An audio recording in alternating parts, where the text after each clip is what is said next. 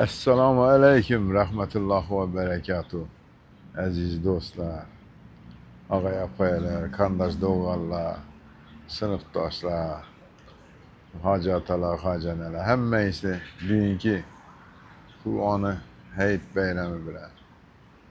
Sən için könüldən mübarək qılaman. Həmməyisi sağlıq, amallıq dilimə. Sağ boğaysınlar, salamet boğaysınlar. Xanadallarınızda tinçlik olsun. Üzerinizə Allah'ım sağlık versin. Sağ salamet şimdi köp ayamlarını görməklə Allah'ın özü nəsib versin.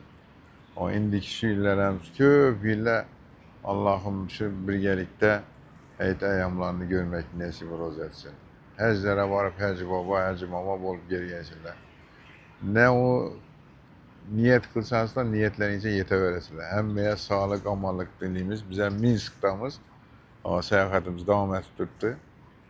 Sağ salamet bu aysırlar. Uzakından kuantesi anlatalım.